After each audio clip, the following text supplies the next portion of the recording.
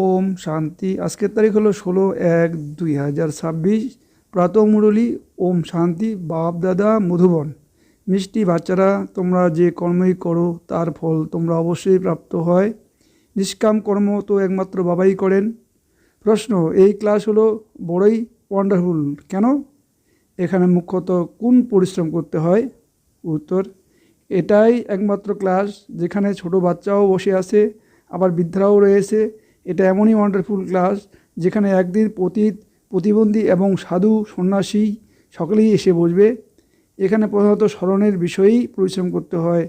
স্মরণের দ্বারা শরীর এবং আত্মা উভয়ের নেচার কিওর অর্থাৎ প্রাকৃতিক চিকিৎসা হয়, কিন্তু স্মরণ করার জন্য জ্ঞানের প্রয়োজন। গীতা: হে নিশীথের পথিক, ওম শান্তি। মিষ্টি মিষ্টি আত্মারূপী বাচ্চারা গান শুনল। আত্মিক পিতা বাচ্চাদেরকে এই গানের অর্থও বোঝাচ্ছেন। আশ্চর্যের ব্যাপার হলো, যারা গীতা এবং অন্যান্য শাস্ত্র বানিয়েছে তারাও এই গানের অর্থ জানে না। প্রত্যেক ক্ষেত্রে অনর্থক করে দিয়েছে।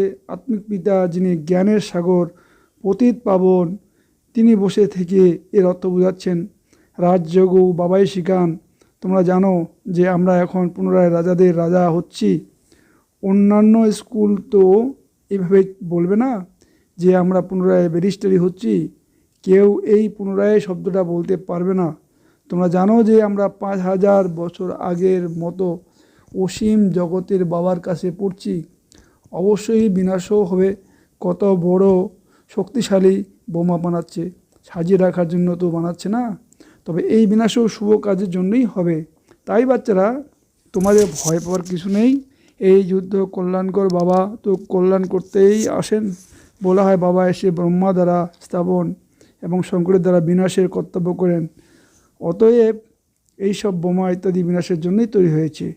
এর থেকেও শক্তিশালী জিনিস আর কিছু নেই। সেই সঙ্গে ন্যাচারাল ক্লাইমেটিসও হবে, কিন্তু সেটাকে কেউ ঈশ্বরীয় বিপর্যয় বলবে না। এইসব প্রাকৃতিক বিপর্যয় তো ড্রামাতেই আছে। এগুলো কোনো নতুন ব্যাপার নয়। কত বড় বড় বোমা বানায় বলে আমরা অনেক শহর ধ্বংস করে দেব। জাপানের যুদ্ধে যে বোমা ব্যবহৃত হয়েছে সেটা তো খুবই ছোট ছিল। এখন আরও বড় বোমা বানিয়েছে, যেখানে যখন সমস্যা খুব বেড়ে যায় তখন আর সহ্য করতে না পেরে বোমা মেরে দেয়। অনেক ক্ষয়ক্ষতি হয়। ওরা পরীক্ষা করে দেখে নিচ্ছে কত কোটি কোটি টাকা খরচ করে। যারা এসব বানায় তারা অনেক টাকা বেতন পায়। বাচ্চারা, তোমাদের তো খুশি হওয়া উচিত।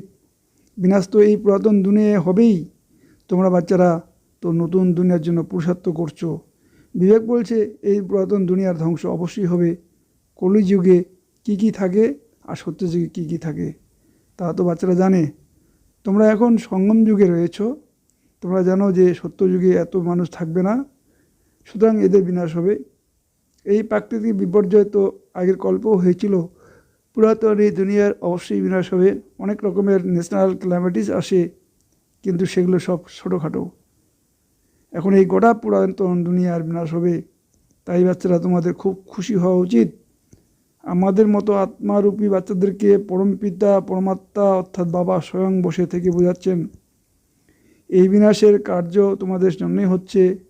গায়ন আছে, রুদ্র জ্ঞান যজ্ঞ থেকেই বিনাশের আগুন জ্বলেছিল। গীতার কিছু কিছু কথার অর্থ খুব সুন্দর, কিন্তু কেউই অর্থ বুঝতে পারে না। ওরা কেবলই শান্তি প্রার্থনা করে।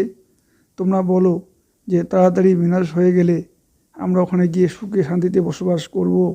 বাবা বলেছেন সতপ্রধান হলেই সুখী হবে। বাবা অনেক রকম পয়েন্ট বলেন, কিন্তু কারোর বুদ্ধিতে ভালোভাবে ধারণ হয়, কারোর কম হয়। যারা বৃদ্ধা তারা কেবল বোঝে যে শিব বাবাকে স্মরণ করতে হবে। তাদেরকে কেবল এটাই বোঝানো হয় যে নিজেকে আত্মারূপে অনুভব করে বাবাকে স্মরণ করো, তাতে উত্তরাধিকার পেয়ে যায়, সাথী হয়ে যায়। প্রদর্শিত সকলেই আসে। অজামিলের মতো পাপী থেকে পতিতা সবাইকে উদ্ধার করতে হবে। মেথররাও ভালো ভালো পোশাক পরে চলে আসে। গান্ধীজি অসুধ মুক্ত করে দিয়েছেন, তাদের সঙ্গে তিনি খাবার খান। বাবা তো আরও নিষেধ করেন না। এদেরকে উদ্ধার করতে হবে। আত্মা বলছে আমি অসুধ, আমার এখন বুঝতে পেরেছি যে আমরা শতপ্রধান দেবী দেবতা ছিলাম, তারপর পুনর্জন্ম নিতে নিতে এখন অন্তিমে একেবারে পতিত হয়ে গেছি। এখন পুনরায় আমাকে অর্থাৎ আত্মাকে পবিত্র হতে হবে। তোমরা হয়তো জানো যে সিন্ধু প্রদেশে ভিল সম্প্রদায়ে একজন মহিলা আসতো, যে অনেক সময় ধ্যানে চলে যেত, দৌড়ে এসে দেখা করতো। বোঝানো হয় যে ওই শরীরের মধ্যেও তো আত্মা আছে, তাই না? আত্মার অবশ্যই নিজের বাবার থেকে উত্তরাধিকার নেওয়ার অধিকার আছে। তার বাড়ির লোককে বোঝানো হয়েছিল যে ওকে ওই জ্ঞান অর্জন করার সুযোগ করে দিন। তারা বলেছিল যে আমাদের বংশে এই বিষয় নিয়ে অনেক ঝামেলা হবে। তারপর ভয় ভয় পেয়ে ওকে নিয়ে চলে গিয়েছিল। সুতরাং তোমাদের কাছে যে আসুন তাকে নিষেধ করতে পারো না। গায়ন আছে, অবলা পতিতা ভিল সাধু সন্ন্যাসী সবাইকে উদ্ধার করেন, সাধু থেকে ভিল সবাইকে। তোমরা বাচ্চারা এখন যজ্ঞের সেবা করছো, এই সেবার দ্বারা অনেক প্রাপ্তি হয়, অনেকের কল্যাণ হয়ে যায়। দিনে দিনে প্রদর্শনী সেবা আরও বৃদ্ধি পাবে। বা ব্যাস তৈরি করান, যেখানে যাও এই বিষয়ের উপর বোঝাও, ইনি বাবা, ইনি ঠাকুরদা, আর এই হলো উত্তরাধিকার। বাবা এখন বলছে আমাকে স্মরণ করলে তোমরা পবিত্র হয়ে যাবে। গীতাতেও আছে, মামে কম স্মরণ করো, কেবল সেখানে আমার নামের জায়গায় সন্তানের কৃষ্ণের নাম লিখে দিয়েছে। রাধা কৃষ্ণের মধ্যে কী সম্বন্ধ সেটা ভারতবাসীরা জানে না, তাদের বিবাহের ইতিহাস নিয়ে কিছুই বলা হয় না। তারা দুটো পৃথক রাজনীতিতে ছিল। বাবা এখন বসে থেকে এইসব বোঝাচ্ছেন। যারা এইসব বুঝতে পারে তারা এদিকে যদি এগুলোকে শিব ভগবানুবাস বলে, তখন সবাই তাদের তাড়িয়ে দেবে। মানুষ জিজ্ঞেস করবে যে তোমরা এগুলো কোথা থেকে শিখলে, কে তোমাদের গুরু? যদি তারা বিকের নাম বলে তখন সবাই বিরূপ অর্থাৎ নারাজ হয়ে যাবে। তখন তো এইসব গুরুদের রাজত্ব আর থাকবে না। অনেকেই এরকম আসে, পত্রও লেখে, কিন্তু তারপর উদা হয়ে যায়। বাবা বাচ্চাদের কোনো কষ্ট দেন না, খুব সহজ উপায় বলে দেন। কারোর সন্তান না থাকলে ভগবানের কাছে সন্তান প্রার্থনা করে, তারপর সন্তান প্রাপ্তি হলে তাকে খুব যত্ন করে পড়াশোনা করায়। তারপর বড় হয়ে গেলে বলবে এবার নিজে রোজগার করো। বাবা বাচ্চাদেরকে লালন পালন করে তাদেরকে যোগ্য করে তুলেছেন। সুতরাং বাবা হলেন সেবাধারী। এই বাবা তো সেবা করার পরে বাচ্চাদেরকে সঙ্গে নিয়ে যান। লোকই বাবা ভাবে বাচ্চা যখন বড় হয়ে নিজের রোজগার করবে, তখন আমরা বৃদ্ধ হয়ে গেলে আমাদের সেবা করবে। এই বাবা কখনোই সেবা চান না, ইনি নিষ্কাম। লোকই বাবা মনে করে যতদিন বেঁচে আছি ততদিন তাদের দেখাশোনা করা বাচ্চাদের কর্তব্য, ওদের মনে এরকম ইচ্ছে থাকে। এই বাবা বলেছেন আমি নিষ্কাম, আমি কখনোই রাজত্ব করি না, আমি কতই না নিষ্কাম। অন্যরা যা কিছু করে তার ফল অবশ্যই পেয়ে যায়। ইনি সকলের পিতা। ইনি বলেছেন বাচ্চারা, আমি তোমাদেরকে স্বর্গের উত্তরাধিকার দিচ্ছি, তোমরা অনেক উঁচু পদ পেয়ে যাও। আমি তো কেবল ব্রহ্মাণ্ডের মালিক, তোমরা ব্রহ্মাণ্ডের মালিক, তবে তোমরা রাজত্ব পাও, তারপর হারিয়ে ফেলো। আমি রাজত্ব নেই না, তাই হারাই না। এটাই এই ড্রামে আমার ভূমিকা। তোমরা বাচ্চারা এখন সুখের অধিকারী নেওয়ার পুরুষার্থ করছো, বাকি সবাই কেবল শান্তি চায়। ওরা এই জ্ঞান বুঝতে পারবে না, ওরা সুখের দিনের সম্বন্ধে কিছুই জানে না। বাবা বলেছেন আমি শান্তি এবং সুখের উত্তরাধিকারী দিই। সত্য এবং ত্রেতা যুগে কোনো গুরু থাকবে না, ওখানে তো রাবণেই থাকে না, ওটা হলো ঈশ্বরীয় রাজ্য। এই ড্রামা বানানোই আছে, অন্য কারোর বুদ্ধিতে এগুলো ধারণ হবে না। বাচ্চাদেরকে ভালো করে ধারণ করে উঁচু পদ পেতে হবে।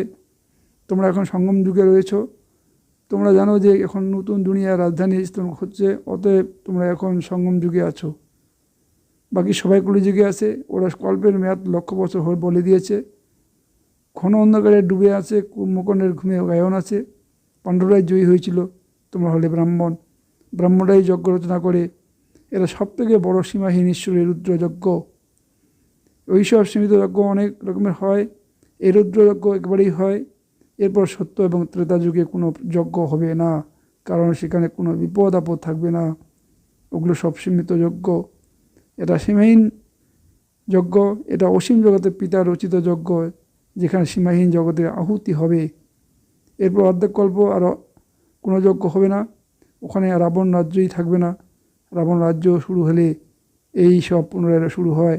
সীমাহীন যজ্ঞ তো একেবারেই হয়, যেখানে গোটা পুরাতন দুনিয়ায় সাহা হয়ে যায়। এটা সেই সীমাহীন রুদ্র জ্ঞান যজ্ঞ। এখানে জ্ঞান এবং যোগের বিষয়ই মুখ্য। যোগ মানে স্মরণ, স্মরণ শব্দটা খুব মিষ্টি। যোগ শব্দটা কমন হয়ে গেছে, যোগের অর্থ কেউ জানে না, তোমরা বুঝতে পারো। যোগ মানে বাবাকে স্মরণ করা। বাবা তুমি তো আমাদের সময়হীন উত্তরাধিকারী দাও। এই আত্মা বার্তালাপ করে, বাবা তুমি আবার এসেছো, আমরা তোমাকে ভুলিয়েই গিয়েছিলাম, তুমি আমাদেরকে আরত দিয়েছিলে, এখন পুনরায় তুমি নিশে মিলিত হয়েছ। আমরা অবশ্যই তোমার শ্রীমত অনুসারে চলব।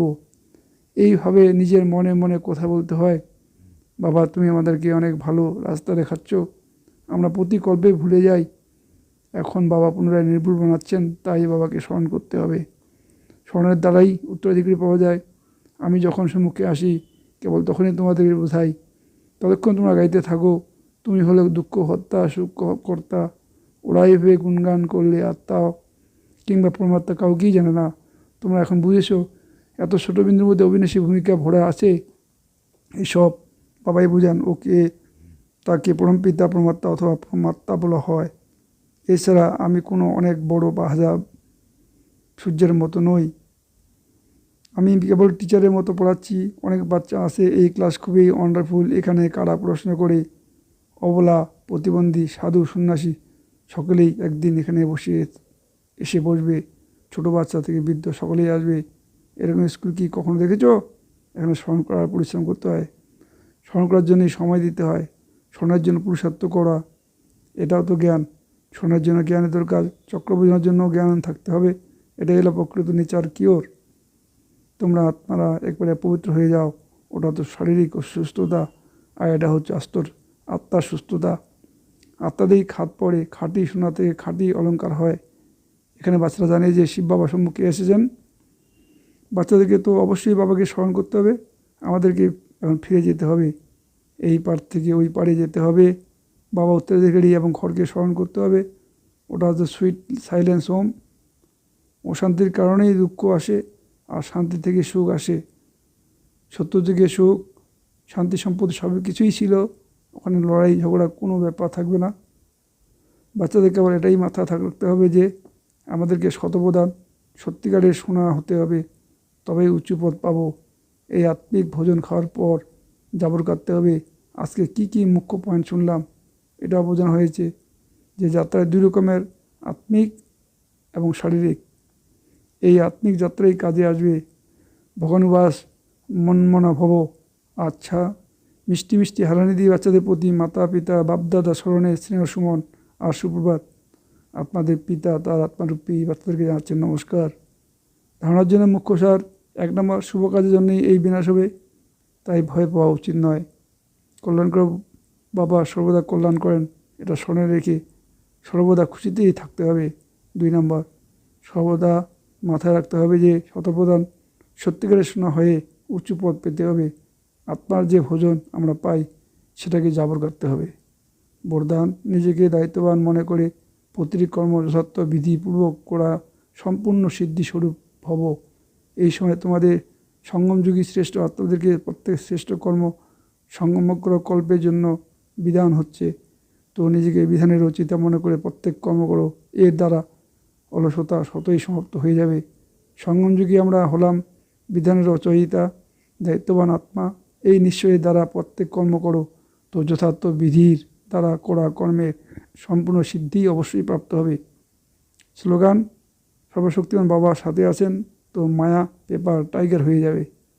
অব্যক্ত ইশারা, এই অব্যক্তি মাসে বন্ধনমুক্ত থেকে জীবনমুক্ত স্থিতি অনুভব করো। সদা জীবনমুক্ত থাকার সহজ সাধন হলো আমি আর আমার বাবা। কেননা আমার এরই বন্ধন আছে। আমার বাবা হয়ে গেলে তো বাদ বাকি সব আমার সমাপ্ত। যখন আমার বাদ বাকি সব আমার সমাপ্ত হয়ে যাবে, তখন তোমরা বন্ধনমুক্ত হয়ে যাবে। তো এটাই স্মরণে রাখো যে আমরা ব্রাহ্মণরা হলাম জীবমুক্ত আত্মা। ওম শান্তি, ওম শান্তি, ওম শান্তি।